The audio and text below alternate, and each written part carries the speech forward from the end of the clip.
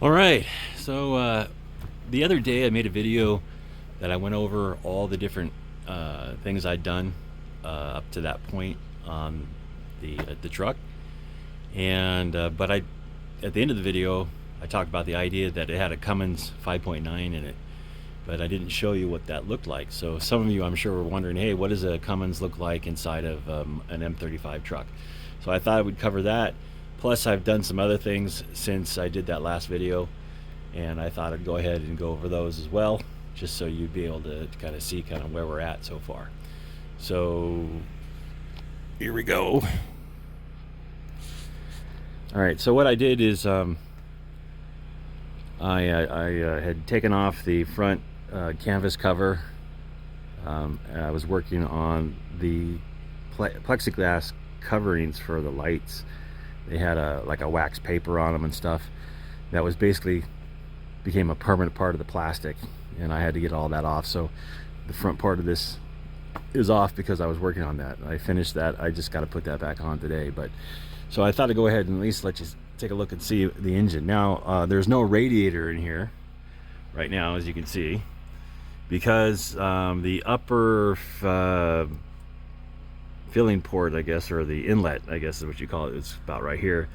It cracked across the top of it right as it came into the radiator, so I had to remove the radiator, and right now it's getting fixed, so it's not in. But that, in a way, that's cool because you can kind of see better what the engine looks like here inside the truck without the radiator. So it like I said, it fit in here pretty well, and I mean, it almost looks pretty much like it's stock, except for this is the Cummins 5.9. I also the alternator is new. I ended up the other alternator that came with the truck went bad on me, so I had to get a new one of those. So that wasn't a big deal. So but that's so right now what you're looking at is just kind of what it looks like while it's in. And like I said, they did a pretty decent job when they put it in. They even used a lot of the stock stuff. The stock, you know, air inlets and the turbo hose, like, or the part that goes to the turbo, which is right there. Obviously, the air inlet's right there. It all fit in there. Now, some of you might be wondering what that is right there. Well, this truck also came with power steering, and I'll show you what that looks like underneath it in a minute, because I'll hop underneath there and talk about a couple of things that I've done already. But yeah, so it's got power steering as well, and that makes a huge difference on this drivability. It makes it from, you know, fun to drive to really kind of almost a daily driver. You can get in it one hand, you know, you can turn it from side to side at a complete stop, no problem. It's just, it makes a huge difference. So anyway, but I'll just keep going around here just so you can take a look, kind of see how it looks. Even the turbo installation, they had to make a custom turbo band here and go out to the exhaust, but it uses the stock M35A2 exhaust system, starting with the that flexible tube that goes out to the J pipe, and right there. So really the only part that had to be custom was that little part here, with the bend in it, and you can kind of see how they did that. But the rest of it's that's it. It just pops in and does its thing. So with plenty of room, and like I said, it runs like a top with the Cummins in here. I really glad that I got it. And like I said, it's a very popular motor, so you can get parts for it easily, and you're good to go. So anyway, so I thought at least let you guys see what the Cummins looks like in here after it's been installed. Again, it was done by a maintenance work order slash maintenance depot somewhere in its past life. So this wasn't done as a home job. It was done through the military. One of the other things I also have done so far is I've gone ahead and put right there, that little guy there, a remote master brake cylinder kit in here, fill kit. If you've ever had to add or change the brake fluid, you know what a pain in the butt it is to have to take it all apart to get to it underneath the floor. This brings it up here, right next to this, to the side panel here that just folds down. And I mounted it in such a way that I don't need to open the hood to do this. I can just release the latches for this, fold it down, and I've got my my guy right there. And I also put it low enough that I can get a funnel in if I need to, and I can put my brake fluid in from outside and then just button it up and close it. So that's the way I did it. And then one of the things they make for this particular kit is they make a replacement cap that has a sensor in it. Basically, it's just a contact, metal contact, and it goes up and down with the brake fluid.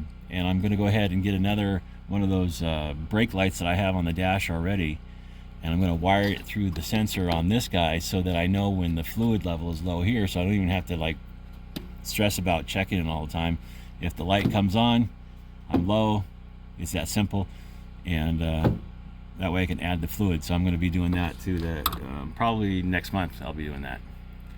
I have that on my list of things to do. But anyway, so that's the reservoir, and it uses just motor oil. It doesn't use hydraulic fluid.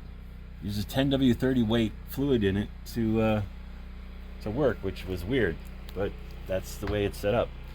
Okay, so I did want to go ahead and show you another couple. Go back into the cab, and like I said, I've done some more work here since I did the other video that kind of covered the things regarding the truck.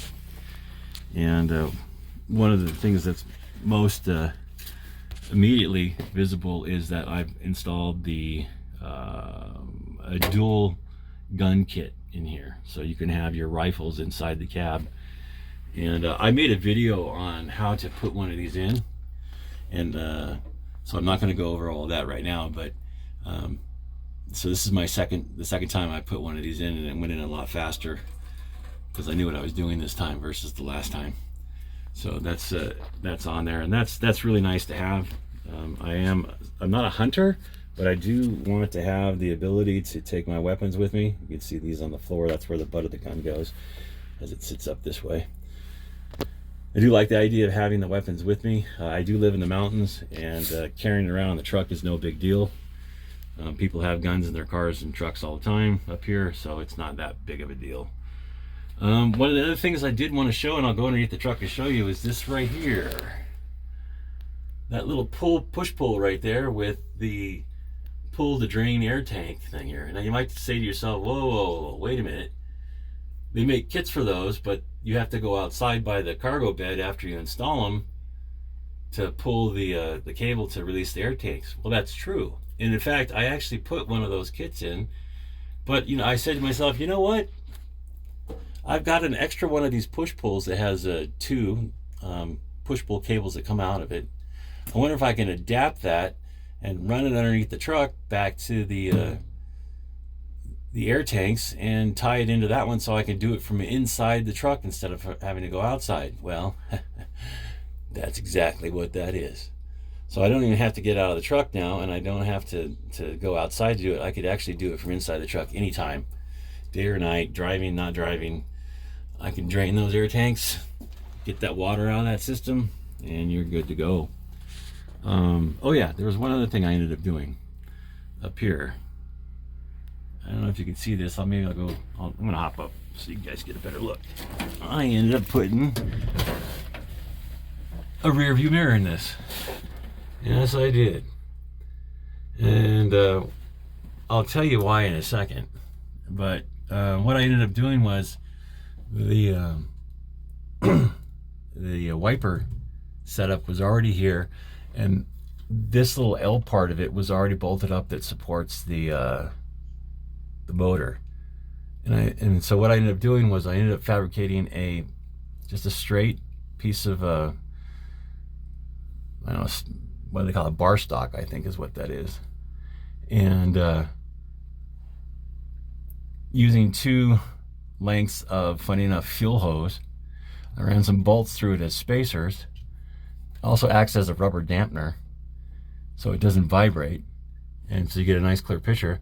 And then bolted the base to here. Normally you glue these to the window, but I drilled a hole, or was it, yeah, one hole, no, two holes in here to support it, and to the metal part of it, and ran it through the back, and then bolted this up, and now I have a nice rear view mirror in the right spot that looks through the rear window. Now, normally you would say to yourself, well, there's no rear view mirror because it's blocked because you have the cargo bed gate that's right behind the window. Well, if you ever drive the truck without the gate, or without the like this one right now currently doesn't have the gate on it, the tire's there, but if it doesn't have the gate on it, you can see right out the back.